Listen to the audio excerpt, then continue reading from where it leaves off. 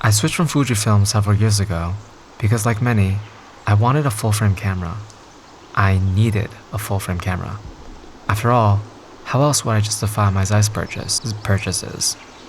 I used to be Boca Loca, and the idea of losing 1.5x image circle felt more like losing 1.5x my investment.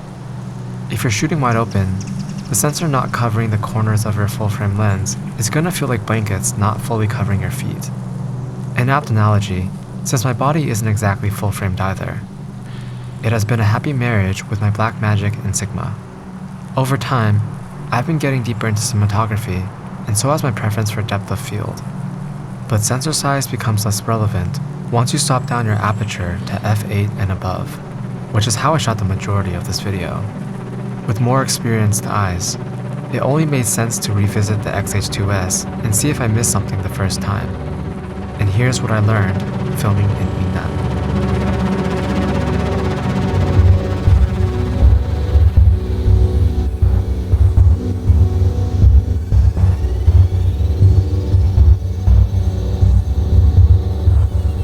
While location scouting the snow-capped mountains of Lijiang, it was apparent I should use a taller sensor to capture as much snowy height as possible. Unfortunately, there wasn't a lot of snow, and it was pretty cloudy. Just filmmaker things. I opted for the X-H2S's opengate instead of Blackmagic's because its sensor readout is slow, and I didn't want jello landscapes during camera movement. Surprisingly, the biggest headache of operating the X-H2S was having to use shutter speed again rather than shutter angle, which accidentally shifted throughout the day. I also didn't remember Fujifilm menus being this bad. The Sigma FP also has its fair share of Narnia settings, but unlike Fujifilm, you rarely need to adjust once set up. It's why I never relied on false color, something the X-H2S doesn't even have. When I have to expose for the afternoon sun, I've always memorized that I need roughly 400 ISO, f5.6, and 4 stops of ND with my lenses.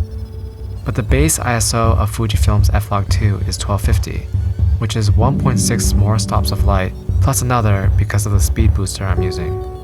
This throws a wrench into my system because my filmmaker brain can't handle math more complex than +1 or +2 while recording.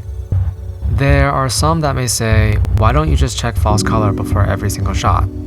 To which I would reply, no. I'm of the opinion that time spent changing your settings is time lost composing a good image. Camera constants are important because there are enough distractions in cinematography, and simplification keeps your mental focus on the big picture.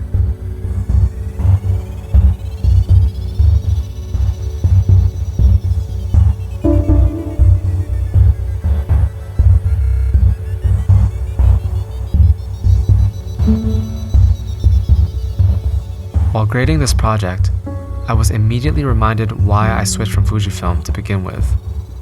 This camera technically could have 14 stops of dynamic range, so I will only comment that the dynamic range feels bad. F-log2 is relatively noisy because you're forced to shoot at its base ISO of 1250. The thing is, if you expose above 800 for any cinema camera, you'll start to notice noise. I don't really mind the colorless noise. What bothers me is that every image I grade feels overexposed due to the conditions I mentioned earlier. Whenever you shoot higher ISO, the camera maps more stops of light above middle gray and less information below. But it's never been my priority to see marginally more detail in the skies because darker details have more visual priority to the human eye. Hence, why 80% of people prefer dark mode and why cinema tends to be less bright than commercial work. As a result, there's less base contrast in Fuji's image pipeline to work with, even despite its sharpness. If you've watched my image quality video, you'll know that contrast and sharpness are intertwined. Whenever you increase contrast, you also increase sharpness. But f-log2 produces low contrast, high sharpness images, limiting further contrast corrections. I used all the color grading tricks up my sleeve, and still found it challenging to generate the rich depth I'm used to without it looking like the bleachy contrast of Y2K cinema. Mind you, I am using the Zeiss Otis, one of the highest contrast lenses in existence.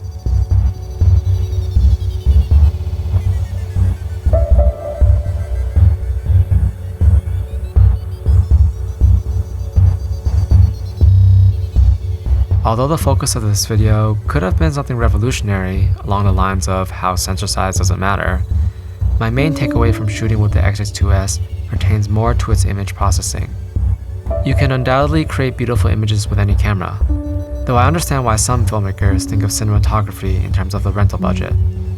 Optimal image processing for Fujifilm cameras encourages you to use soft glass, shoot wide open, and push for lower contrast. Before you press record, your creative image preferences could already be decided, which will probably be fine for most people, and would be for me if my visual style aligned with these values. But my recent cinematic pursuits don't follow this nostalgic direction, and most importantly, the cumbersome workflow made it harder to compose interesting shots on the day. You should try to use the right tool for the job. The question for me is whether the right tool is the one I enjoy using. Or is that what makes it the right tool? What makes cinematography rich are the unlimitedly diverse visual perspectives. No two image makers should produce the same images even if they have the same camera. No two travel vlogs should look the same, filmed at the same location. It is, and always has been, how you tell a story that matters most. There's always another filmmaker we'll aspire to.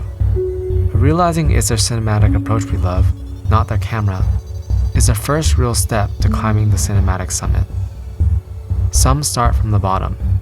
Some start on the other side. What makes the mountain uniquely yours is finding your own path.